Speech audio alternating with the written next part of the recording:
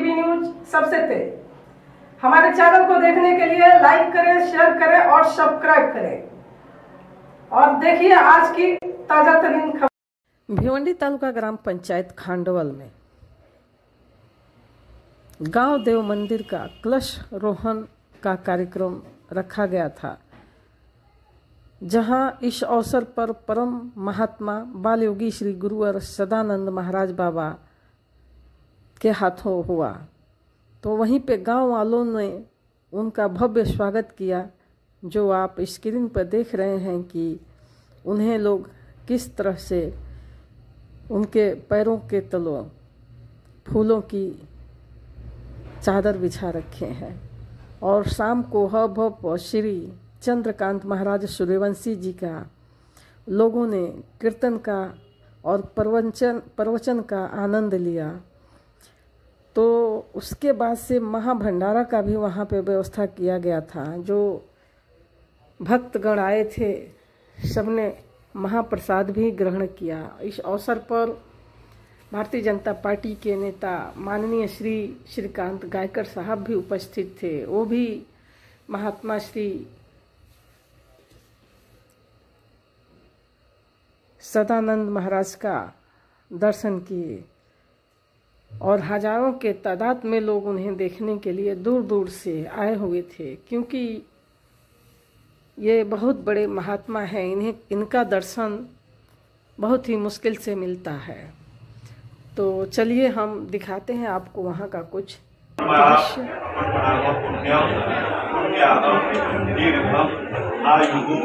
अस्तु इति भवन्तो कुर्वन्तु नमोऽन्यां दीर्घमायुरस्ति प्रवर्तये नमोऽस्मि चाचावर्ति अक्षरवः फलसंसंते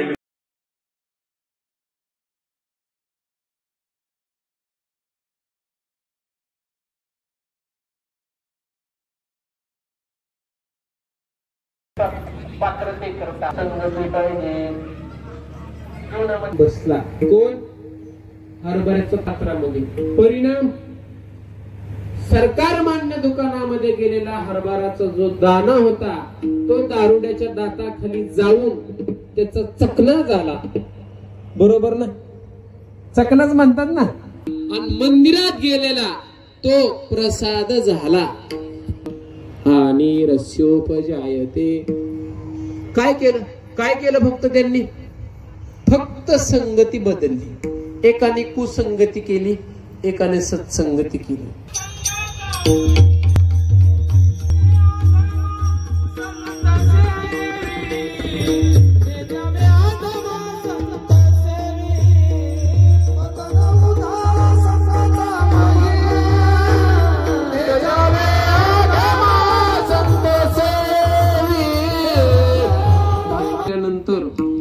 संगती महत्वाची असते बरं का। आळंदीमध्ये गेल्यानंतर संगती महत्वाची असते, नाहीतर हा म्हणत दिवस निघून जातात पत्रात काही पडत नाही। आळंदीमध्ये गेल्यानंतर संगत महत्वाचे ऐका। म्हणून पारमार्थिक जीवनामध्ये संगतीशिवाय परमार्थाची फलश्रुती नाही। आणि चौथी गोष्ट करावंसं वाटत नाही। कीर्तनाची तारीख घेताना वक्ता आधी विचारतो तो माझ्या समोर किती लोक वाचणार आहेत। एवढी वाईट परिस्थिती, पण त्याग करावा लागतो। संस्था झाल्यानंतर गुरुवर्य सांगतात एखादा ग्रंथ तयार कर, ज्ञानेश्वरी गाथा तयार कर, ज्ञानेश्वरी गाथा पाठ कर। लोकांतामध्ये राहून या गोष्टी होत नाही। डोंगरावर जावं लागतं, भामचंद्र गोराडेश्वरावरती 4-4, 5-5 वर्ष घालवावे लागतात। ऐन तारुण्य त्यामध्ये जातो, त्याशिवाय कंठस्थ होत नाही। जरी किती पाठांतर केलं तरी देखील परत विसरत ते। हो, पारमार्थिक ज्ञान आहे त्याच्यामध्ये। सर्वसामान्य ज्ञान विसरत। सकाळी काय खाल्ले दुपारी आठवत नाही, दुपारी काय खाल्ले संध्याकाळी आठवत नाही। ही सर्वसामान्य ज्ञानाची अवस्था आहे।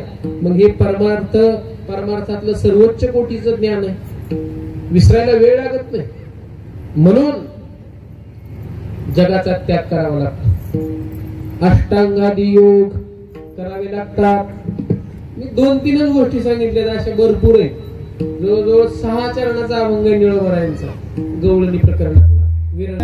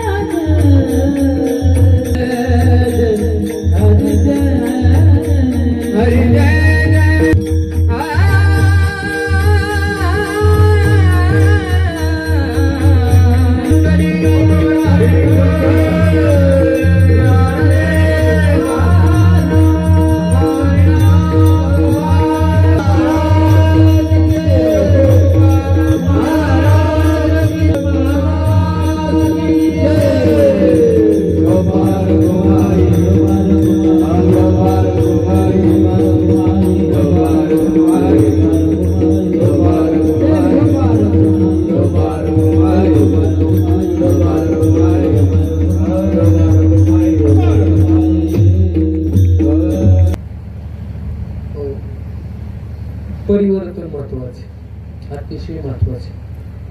आणि महात्म्याच्या शब्दामध्ये एवढी ताकद असते. एका शब्दामध्ये परिवर्तन होतं, एका शब्दामध्ये परिवर्तन होतं. आम्ही किती पोपटपंची केली ना, काही उपयोग नाही.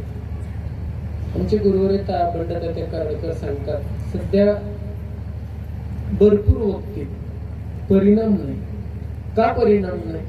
तात्या सांगतात, कारण सांगणारे शुकाचार्यांसारखे राहिले नाही आणि ऐकणारे परीक्षित राजासारखे राहिले नाही.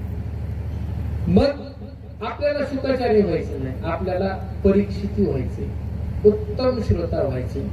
आणि याकरता महात्म्यांची चिंतन ऐका. आनंद वाटला. पहिल्यांदा तुमच्या दर्शनाचा योग आला आणि ज्यांच्या माध्यमातून आला असे आमचे परमार्थ स्नेही गुरुबंधू, धाकटे गुरुबंधू जितेंद्र महाराज पाटील आमणे गावचे. खरं तर या तुमच्या परिसराचा माझा खूप जुना काळचा संबंध आहे. तुमची धर्मशाळा आळंदीला खूप मोठी आहे, स्मशानभूमीच्या पलीकडे नदीच्या काठावरती. आणि त्या मंदिराच्या वास्तुशांतीचा काला मी केला. म्हणजे तुम्ही सेवा दिली. मी काय लय मोठा नाही किंवा काय नाही. त्यानंतर आज या परिसरामध्ये तसं आलोय. जनार्दन महाराजांनी मला बोलवलं होतं मागच्या 4-5 वर्षापूर्वी. त्यानंतर काही येण्याचा योग आला नाही, परंतु आले देवाजीच्या मना. एवढंच बोलायचं, थोडं नाही काय तसं म्हणायचं. तुम्ही सगळे प्रेमाची मंडळी आहात आणि आनंद आहे या गोष्टीचा. कलशारोहणाचा कार्यक्रम थकलेला आहात म्हणून वेळेत सोडतो. काय करायचे जास्त वेळ कीर्तन करून. म्हणून या ठिकाणी आपल्या खांडोळ गावामध्ये कलशारोहणाचा विधी गुरुवर्य बालयोगी सदानंद बाबा यांच्या हस्ते आज झाला. मला कळालं की 5 महिन्यातून एकदा त्यांची आज सेवा मिळाली. किती विशेष होतं. 20 दिवसापूर्वी सेवा मिळाली. आता 5 दिवस कुठं त्यांच्याकडे त्यांची तारीख उपलब्ध नाही. मग अशी कळालं की आसामला निघाले. किती महान भाग्य. बघितल्यानंतर प्रसन्न झालं. महात्म्याच्या चेहऱ्यावरील तेज म्हणजे आपल्या दृष्टीला मिळालेला प्रसाद असतो. हे महत्वाचं एक नाही. आणि आपण त्या बाबतीमध्ये भाग्यवान आहोत. ज्ञानोबाराय दिसत नाहीत आपल्याला, समाधी दिसते, ज्ञानोबाराय दिसत नाही. ज्ञानोबारायांना पाहण्यासाठी गुलाबराव मादनकर व्हावं लागतं. बरं का? अंध असणारे गुलाबराव महाराज ज्ञानोबारायांना पाहताय. आमचे जोग महाराज ज्ञानोबारायांना पाहताय. आज आपण भाग्यवान आहात. एवढे मोठे महात्मे या ठिकाणी येऊन गेले आणि त्यांच्या शुभ हस्ते या कलशारोहणाची स्थापना झाली. त्यामध्ये सर्व इथले असणारे सर्वच मंडळी आणि मार्गदर्शक असणारे काकडा महर्षी लक्ष्मण महाराज पाटील असतील, गावदेवा श्री पंढरीनाथ भगवान की जय. कुंडली कवरदार विठ्ठल श्री ज्ञानदेव तुकाराम माऊली ज्ञानेश्वर महाराज. माध्यमातून पुकारली गेली पण एके ठिकाणी पासून या ठिकाणी लाख लाख आभार. धन्यवाद. पंढरीनाथ भगवान की जय. त्याचप्रमाणे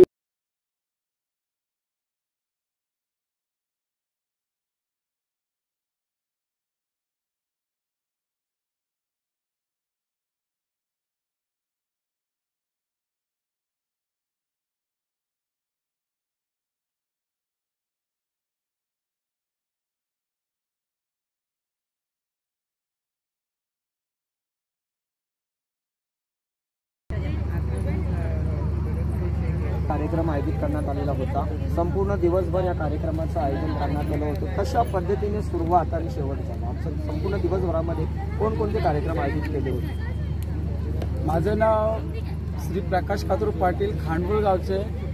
आणि हा कार्यक्रम बऱ्याचशा वेळेला थांबवत आंबीमुला होत होता, पण काहीतरी कारणास्तव गावातला वातावरण एकत्र येऊन त्या कार्यक्रमाची रूपरेषा पोलीस पाटील या नात्याने एकत्र करून काही कारणास्तव आम्हाला ज्या आठवणी येत होत्या त्या आठवणींची आम्हाला सहभाग एकामेकाला मिळून इतका मंदिर पडित असल्यामुळे काहीतरी उत्साहाने स्वतःच मी पोलीस पाटील असल्यामुळे मी स्वतः त्या प्राणप्रतिष्ठा करून त्या मंदिराची आणि त्या जीर्णोद्धाराची खूप चांगल्या प्रकारे कामं केलेली आहेत.